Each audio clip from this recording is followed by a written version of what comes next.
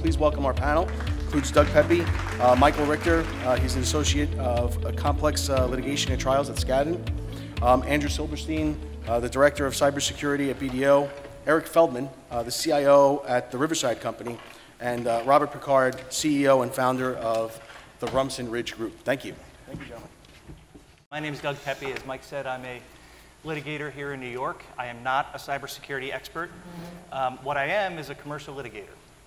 And that's important for purposes of this discussion because I am the guy that you do not want to be calling with the words cybersecurity coming out of your mouth. What you want to do is you want to listen to the people like the experts on this panel and the people we've heard from previously so that you never get to me. I'm the last defense and you don't want to be calling me. One of the things I'd like to do is break our discussion up into 3 time periods associated with a cyber attack: before the attack happens, during the attack, and the after action, what happens after the attack, and what are you supposed to do. So let's start with before. And the question, I'll throw it out to any panel member who wants to answer it first, and we should go around the horn. These are private equity companies. They have significant portfolio companies under them. What are these organizations supposed to be doing prior to suffering a cyber breach, to prevent the cyber breach, to analyze the threat, to understand their technology? What would you do? What would you advise them to do? So I'll just start. From a legal perspective, your portfolio companies, need to be thinking about how can I minimize a litigation risk that were it to occur, you'll have to call Doug. And one of the ways to do that is you do have to engage these types of services like TetherView and BDO to do a war game or a tabletop. I'm more fond of calling it a war game only because I used to do war games at the Pentagon, but a tabletop to identify where your vulnerabilities are. And there's a couple of legal reasons why to do that. And just to give some color around it and just some background, having done these for clients in the past, one thing you don't want to do is have a document that says, make sure you copy your general counsel on every single communication related to this so that it stays privileged. That is a guarantee that it will not be privileged. That's the first paper that your adversary will bring before the judge to try and invalidate any cloak of privilege. And when you do these war games, you're typically going to get an after-action report telling you where your vulnerabilities are. That's the document. If I'm plaintiff's counsel, I want that document. I want to show that, look at all these things. You knew you had a problem, and you did nothing. And I should tell you from a litigator's perspective, this is one of the most important things that you can take away from this. As a litigator, what I look to are what was promised and what was delivered. Yep. And I think one of the prior speakers spoke about this issue. Mike hits the nail on the head with this. From a litigation perspective, having a report that says this is what you should have done and not doing it is your worst case scenario. Right. So I'll follow up on that. From a due diligence perspective, so I've met with a number of companies, and it's absolutely fascinating where for the past 10, 15 years, banks, certain hedge funds and private equity firms have these wonderful computer-based cartoon systems, compliance systems. To be compliant, you have to follow through this cartoon and basically answer questions as it relates to money laundering, learning about money laundering, how that works. Clearly, they've been operating this for 10 to 15 years. We've all been through this training. Nonetheless, there's still obviously significant money laundering going on in the world. We just had a bunch of discoveries, whether it be Danske Bank recently, a number of other banks who've had billions of dollars of money laundering going on. I have yet to see that beautiful cartoon appear for cybersecurity, for instance. So when you talk about risk management, and I deal mainly with hedge fund firms and private equity firms, and performing the due diligence, you realize that it's the traders, the portfolio managers are typically not necessarily owners, and they look at it as, oh, it's the IT guy's problem. Oh, we've got that IT guy in the back of the room. He's got it covered. He's doing the patching. But the reality is they are dealing with phishing. They need to know what phishing is. Obviously now, since the most recent election, I think it's become more, people have become more aware, but phishing is getting much more sophisticated. They're having to deal with USB ports. Anyone who's familiar with what Stuxnet was in Iran and elsewhere, you think that your network is secure, but anytime you let someone into your company through those doors, they could do something that could be dormant on your servers. And I'm dealing with hedge fund firms, then you go into the risks of trading inaccuracies, trading breaks, flash crashes, any number of things that could occur that really have not yet been fully vetted and identified. But these are things that you have to think about. I always look at, my career was very simple when I just had to think about how's a trader going to cheat. I spent a lot of my time thinking about how do these people cheat. And I'd figure out different ways that they'd go about it and then put in place systems to stop that. We've basically taken the goalpost and moved it from one stadium to another stadium, because now we have to think about, okay, how's a hacker going to attack us and how could they attack us? And we just added this entire exponential opportunity. So the risk is there. When you talk about what to do beforehand, is really think about how would they do this, and are my personnel properly informed about those risks? Having an incident response plan, which is really what we're hearing about, is critical. And an incident response plan covers a lot of different areas. So what happens when that incident happens, when there is a data breach? First, there's that immediate need to find out what technically was breached. And that gets back to my point about where's the kill switch. What part of the network segment was attacked? What part of the database, perhaps that you have critical information or PII information, and make sure that you segment that, secure that off. That's really an IT function. That's kind of a very tactical, here's what you do as soon as something happens. And having a plan in your IT group that understands, and one would think, and I think it was mentioned, we rely on our IT groups for many, many things, and we make an assumption that they're taking care of us. And in some cases they do. In some cases they do okay, and in some cases they're very good at it.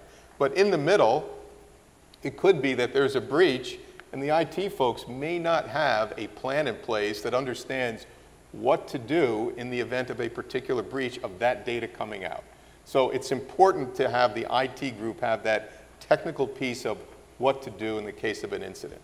Then obviously there is the organizational piece, which we heard a little about. You do need to get in touch with the senior management in the company, with the counsel, with your legal counsel, to understand here's what the implications are to both the employees inside the company, the customers, and anything that might have gotten out. So I would say it's very much a multi-layered response, but having something that's clearly in place and having your employees understand what that means. And that goes beyond just, okay, the IT group understands what needs to happen, or one or two people. There needs to be an awareness, a cybersecurity awareness that here's what we do in the event of a data breach. And back to more of a technical piece, it's important that there are things in place on a more of a business continuity basis. Do you have a business continuity plan that you engage in the event of a security breach? So what has been breached? What can you back up? Was it a ransomware? In which case you do need to have, and hopefully you have things backed up. So again, I would frame it more as there's the technical layer that the IT group needs to take care of, and the organizational layer that is just as important to make sure that the organization is aware, the legal counsel takes the right actions going forward. What about public relations? So it goes back to some of what was said, which was, is the awareness. And you mentioned gaming or wargaming a situation. My experience, having met with a lot of my money managers and others, is the larger firms are obviously much more well-versed, so they generally have not on staff, some have on staff, but some have already contracted with third-party PR firms who are extremely well-versed in crisis management and dealing with these situations. They obviously, one of the first calls is to counsel, to make sure that they initiate and start with letters and proper procedures and policies. But the reality is, if you look at the world of 9,000 hedge fund firms and all the asset management mutual fund firms and private equity firms, you realize most of them are not large enough to really have that support in place. And invariably, it's just, unfortunately, they're just not equipped to deal with it. And that's something that goes back to potential risks down the road that invariably are going to happen. And it comes back to trust in that industry, trust in those managers, and invariably will probably continue with what we've seen over the last 5 to 10 years of money flowing to the much larger money managers at the expense of much smaller firms who just don't have the ability to compete in those layers. But there are great PR firms who deal with this on a daily basis. And just a comment on that, you should assume that every single public statement you make will be looked at by a litigator like Doug, and he will look at it to see if he can use it against you somehow. Is that Or fair? use it to defend you. Or use it to defend you. Up and to cheat a little bit, I'm going to go back to how do we prepare.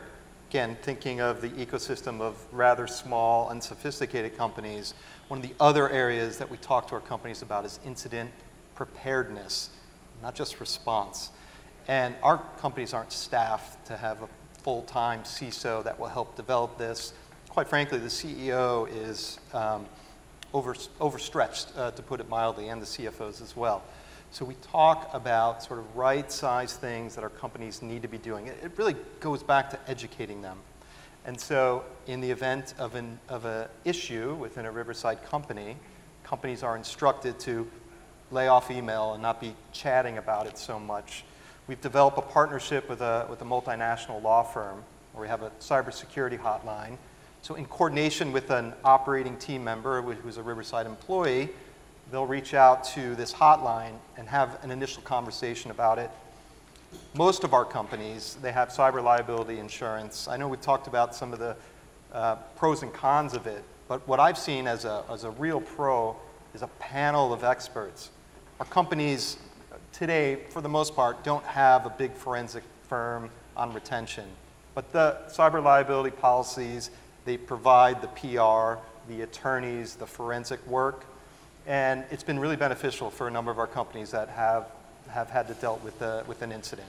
So for us, it's manage the communication, try not to rely so much on email and discussing it, pull in counsel to provide a path forward, and more than likely exercise that policy so we can get the right professionals in to help do the forensic deep dive and provide additional PR or legal counsel. And during a breach, when is the right time, Mike, this is probably a question more directed to you, when is the right time to start reaching out to regulators, if you're in a regulated industry, or the FBI in any industry? So, I mean, the answer is generally probably right away, but you do need to be thoughtful about it. I mean, you have to imagine a circumstance where later on, if you are in a lawsuit or a dispute, that, you know, once you've shared information with the FBI, that there can be an effort to gather all that information. So generally, I think the answer is you want to be open and disclosive because they do treat you as a victim, and generally, especially the FBI, they are trying to help you, but you do need to be careful. And so it's kind of like a Wells notice is when the SEC gives you an opportunity to tell them why they shouldn't come after you, but anything you tell them, if they choose to come after you later, they can use it. And so I think that needs to be in the back of your mind as well. Any other thoughts from the non-lawyers on the panel on regulatory issues? When's the right time to talk to regulators? I would just say, having been as somebody that ran a large managed service group about 15 years ago and was a victim of a advanced persistent threat cyber attack from a foreign adversary, actually from the Chinese, I think notifying the authorities, and particularly the FBI, sooner than later is the right thing to do. That was the experience that I had. That's the experience I think that a lot of companies have. So I think err on the side of identifying it sooner than later and reaching out sooner than later to it. I would just add on to that I think the focus should really be, we all tend just emotionally to be reactive to situations. And I think in that situation, you kind of have to flip from being reactive to immediately becoming very proactive, and to a certain degree getting a third party to audit. Just not only, I'm sure outside counsel would approve of that view, but I think you really want to get a third party to audit it, to be much more proactive as to what went wrong post-mortem, and then most importantly, what in the future could go wrong, and demonstrate clearly to your investors, provided the breach wasn't something that was lethal and or ultimately killed the company, prove to your investors that, you know, this was an exceptional situation, and that going forward you've put in place the process and policies to make sure that doesn't happen ever again. And again, it really does go back to the human being the biggest risk factor here, and continuing to focus on educating the employees. There's a significant litigation exposure, and I think that from the perspective of a litigator, what I want to see is I want to see wargaming, I want to see tabletop exercises, I want to see risk analysis, and I want to see follow-through on all of those things so that I can defend the litigation that you weren't unreasonable in the context of a tort suit, that you took appropriate steps in the context of a securities case, that you did not make any misstatements about your tech or your security in the context of a shareholder suit. These are all very, very important things. You know, So when we look at just the last 6 months, maybe 9 months, one of the significant things, particularly in the financial industry, has been this crypto coin rush, right? There's been a tremendous amount of things going on in that particular arena, and it was like a meteoric rise and essentially a crash now, right? It's really down. So how does that relate to today and the trends? I would say it sets the stage for the trends that we're looking at today. And what I mean by that is the crypto adversaries, those bad guys that are going out there, took advantage over the last 6 to 9 months, and they did a lot in terms of hacking into platforms, crypto platforms, whether it's Ethereum or Bitcoin and the like. They made a lot of money. So what does that mean? They have a lot of new funds, they got a lot of new experience, and they got a lot of new tools. What they find today is that there's not a lot of activity there, so they're now going back to more traditional means of the attack vectors. And what are those? We heard about it this morning, ransomware. We are going to continue to see a rise in ransomware. It's traditional, but those bad guys, those adversaries say that is a very effective way to make money, to get financial gain. There's another new area which they're now calling business email compromise, or BEC. And business email compromise is not just, and really specifically not necessarily email phishing. What they're saying is it's sort of the sophistication through simplicity. And the adversaries are out there simply collecting data on the right people in an organization. So there were specific examples, and the FBI has actually listed this as one of the significant means of money transfer among the adversaries. They come into an organization, they find out who is in accounting, they find out specific companies that may be on accounts receivable, they find out what the banking accounts are, and they can do this without malicious emails. They can do this not necessarily with planting something, they can do it through phone calls, they can do it just through surfing the web and doing their own intel. And there are examples of emails going into accounting. It says, I am company X, I do business with you. My old account number was this, and it's correct, and something has not been paid. I need you to give me a wire transfer to a new account. Now, typically, somebody in accounts payable is saying, look, if it's a new account, I'm not doing this unless I have information. However, if you're giving them the old account, that's already something, wow, okay, it's a company I know, it's a name that I know, they actually find out the names of the people, so they know the name, they know the account, they go ahead and they pay them. This is a significant trend now. So, you know, this BEC, or this business email compromise, together with ransomware, is pretty significant, and it's a trend that we're probably going to start seeing more and more of. I would just say the last trend, and this is a disturbing one, not exactly technology-based, but it's happening today, and it is essentially the behavior, the information security behavior within organizations, companies, and even individuals is actually on the decline, which is completely counterintuitive, right? With everything going on around, with all what you hear about in the media, with everything that you see and hear in these kind of discussions, you would think people would actually just be doing more. The opposite is happening. And the belief is, it's more organizational or behavioral, that there is fatigue setting in. Because with the advent of all these connected devices, in the house, outside the house, the billions of Internet of Things devices, people say, look, my information is going to be out there. They are constantly barraged with the information of hacks that are happening online. And with all of that, there's a belief that this fatigue now is actually lowering the level of information security across companies, organizations, and individuals. So I would say from a kind of a threat forecast standpoint, I would say those three things are something to keep in mind. Again, the business email compromise, ransomware, and now being aware that right now, the information security is actually on the decline in terms of awareness. So I'm a big fan of primacy and recency, and I'm a fan of takeaways. So I'd like each panel member to take the last 2 minutes that we have to give these folks in the audience your 1 or 2 key takeaways that they should be taking out of this conference and thinking about when they get back to their organizations. My takeaway is very simple. An ounce of prevention is worth a pound of cure.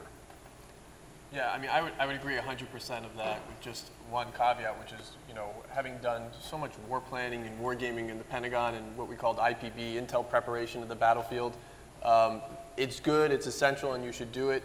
And then when the event happens, nothing ever goes exactly according to the plan or to the preparation that you've undertaken. And so I think the most important part of it is having a really good team in place that you're comfortable with.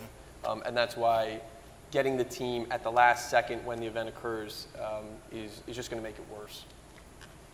I would say risk management equals being prepared, and being prepared for the unexpected, and making sure that your organization both has the security infrastructure, which is really technology, as well as the organizational framework to handle that event that is eventually going to happen.